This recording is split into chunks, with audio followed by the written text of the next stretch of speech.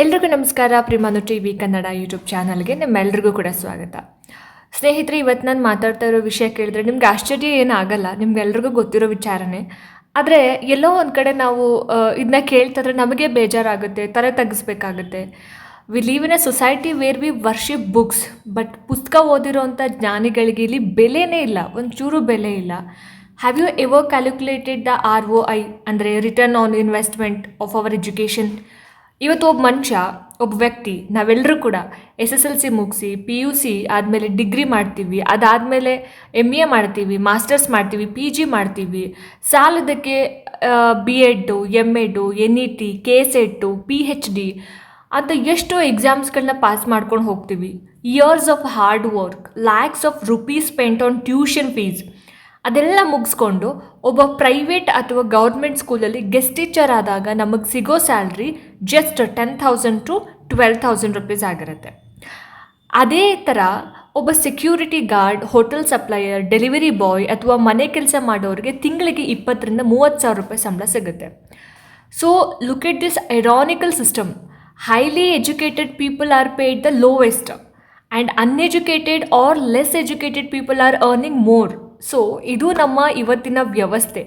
So what a beautiful system we have created ಅಲ್ವಾ? ಲೆಕ್ಕ ಹಾಕಿ ನೋಡಿ, ಇವತ್ತು ಒಂದು ಮಾಸ್ಟರ್ ಡಿಗ್ರಿ ಅಥವಾ B.Ed ಮುಗಿಸ್ಬೇಕು ಅಂತ ಅಂದರೆ ಕನಿಷ್ಠ 2-3 ಲಕ್ಷ ರೂಪಾಯಿ ಖರ್ಚಾಗುತ್ತೆ. ಅದೇ ಮಿಡಲ್ ಕ್ಲಾಸ್, ಮಧ್ಯಮ ವರ್ಗದ ತಂದೆ ತಾಯಿ ಸಾಲ ಮಾಡಿ ಓದಿಸಿರ್ತಾರೆ, ಅಷ್ಟು ಲಕ್ಷ ರೂಪಾಯಿ ಕೊಟ್ಟು. ಅಷ್ಟೆಲ್ಲ ಓದಿ ತಿಂಗಳಿಗೆ 10,000 ರೂಪಾಯಿ ತೊಗೊಂಡ್ರೆ ಆ ಸಾಲ ತೀರ್ಸೋದು ಯಾವಾಗ?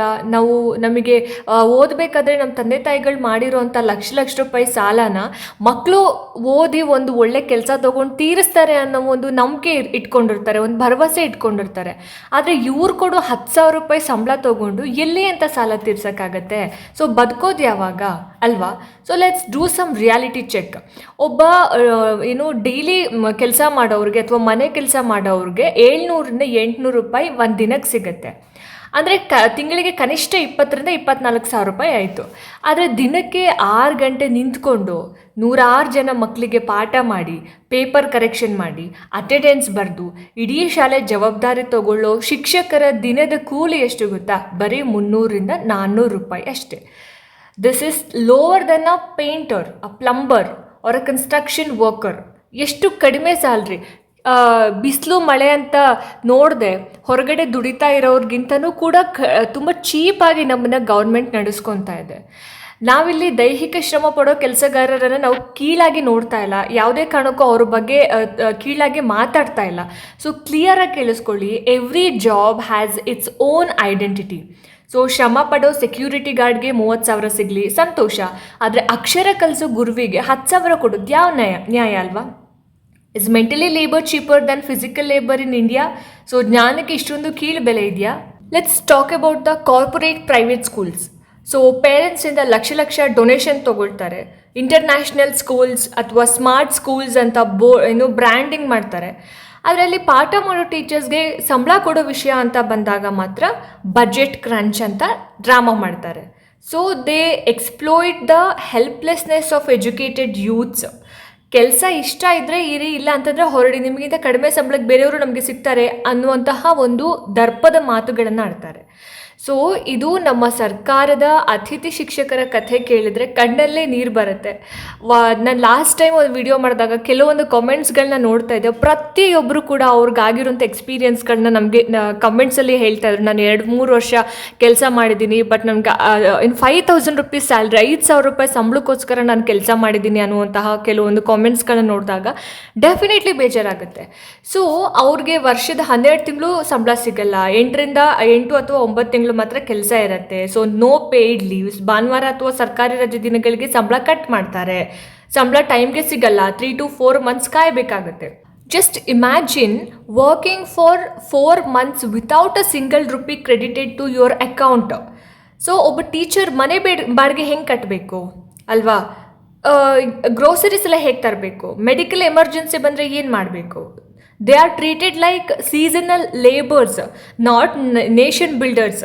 ಅವ್ರನ್ನ ಒಂಥರ ಸೀಸನಲ್ ಲೇಬರ್ಸ್ನ ನೋಡೋ ಥರ ನೋಡ್ತಾ ಇದ್ದಾರೆ. ಸೊ ಇವತ್ತು ಅಂಗಡಿಗೆ ಹೋಗಿ ನಾನು 3 ಡಿಗ್ರಿ ಮಾಡಿರೋ ಟೀಚರ್ ಅಂತಂದರೆ ಯಾರೂ ಫ್ರೀಯಾಗಿ ರೇಷನ್ ಕೊಡ್ತಾರಾ? ಸೊ ಗೌರವ ಅನ್ನೋದು ಬರೀ ಬಾಯಲ್ಲಿ ಮಾತ್ರ ಇದೆ, ಆದರೆ ಅದು ಹೊಟ್ಟೆ ತುಂಬಿಸೋಕ್ಕಾಗಲ್ಲ. ಹೊಟ್ಟೆ ತುಂಬಬೇಕು ಅಂತಂದರೆ ಕೈ ತುಂಬ ಸಂಪಾದನೆ ಮಾಡಬೇಕು, ದುಡ್ಡು ಬೇಕು. So look at the dangerous trend the system in creating. ಇವತ್ತಿನ ಒಂದು ಯುವ ಪೀಳಿಗೆ ಏನು ಯೋಚನೆ ಮಾಡ್ತಾ ಇದೆ ಗೊತ್ತಾ? Why should we study? ನಾವು ಏನಕ್ಕೆ ಓದಬೇಕು? Why waste time on degrees? ನಾವು ಏನಕ್ಕೆ ಡಿಗ್ರಿ ಮಾಡ್ಕೊಂಡು ಟೈಮ್ ವೇಸ್ಟ್ ಮಾಡಬೇಕು? ಸೊ ಓದಿ 3 ಕಾಸು ಸಂಪಾದನೆ ಮಾಡೋದಕ್ಕಿಂತ ಶಾಲೆ ಮೆಟ್ಲು ಹತ್ತದೇ ಇರೋನೇ ಆರಾಮಾಗಿ ಬದುಕ್ತಾ ಇದ್ದಾನೆ ಅಂದಮೇಲೆ ಈ ಎಜುಕೇಷನ್ ಸಿಸ್ಟಮ್ ಮೇಲೆ ಯುವಕರಿಗೆ ನಂಬಿಕೆನೇ ಹೊರಟೋಗ್ಬಿಟ್ಟಿದೆ.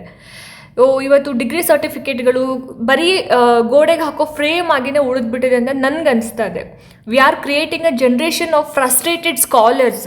ಸೊ ದೇಶದ ಭವಿಷ್ಯ ರೂಪಿಸೋ ಶಿಕ್ಷಕರೇ ಇವಾಗ ಹತಾಶೆಯಲ್ಲಿದ್ದಾರೆ ಅಂತಂದರೆ ಇನ್ನು ಅವರು ಮಕ್ಕಳ ಭವಿಷ್ಯವನ್ನು ಹೇಗೆ ಉಜ್ವಲ ಮಾಡೋದಕ್ಕೆ ಸಾಧ್ಯ ಆಗುತ್ತೆ? A starved mind cannot inspire young brains, right? So it's high time we change this. ಸರ್ಕಾರದ ಪಾಲಿಸಿಗಳು ಬದಲಾಗಬೇಕು. ಮಿನಿಮಮ್ ವೇಜ್ ಆ್ಯಕ್ಟ್ ಅಂದರೆ ಕನಿಷ್ಠ ವೇತನ ಕಾಯ್ದೆ ಕೇವಲ ಕಾರ್ಖಾನೆಗಳಿಗಲ್ಲ, ಪ್ರತಿಯೊಂದು ಶಾಲೆಯ ಶಿಕ್ಷಕರಿಗೂ ಇದು ಅನ್ವಯ ಆಗಬೇಕು. ಯಾವುದೇ ಒಂದು ಪ್ರೈವೇಟ್ ಆಗಲಿ ಅಥವಾ ಸರ್ಕಾರಿ ಶಾಲೆ ಇರಲಿ, ಒಬ್ಬ ಕ್ವಾಲಿಫೈಡ್ ಶಿಕ್ಷಕರಿಗೆ ಕನಿಷ್ಠ 25,000-30,000 ಸಾವಿರ ಗೌರವಧನ ಸಂಬಳ ಸಿಗಲೇಬೇಕು. ಸೊ ಕೊನೆಯದಾಗಿ ನಾನು ಹೇಳೋದಿಷ್ಟೇ, ಶಾಲೆಯ ಒಂದು ಬಿಲ್ಡಿಂಗಿಗೆ, ಇನ್ಫ್ರಾಸ್ಟ್ರಕ್ಚರ್ಗೆ ಕೋಟಿ ಖರ್ಚು ಮಾಡೋ ಸಮಾಜನೇ ಆ ಬಿಲ್ಡಿಂಗ್ ಒಳಗಡೆ ಇರೋ ಜೀವಂತ ಶಿಕ್ಷಕರಿಗೂ ಕೂಡ ಸ್ವಲ್ಪ ಬೆಲೆ ಕೊಡಿ. If you think this is a serious issue, if you feel the pain of our teachers, don't just watch and scroll away.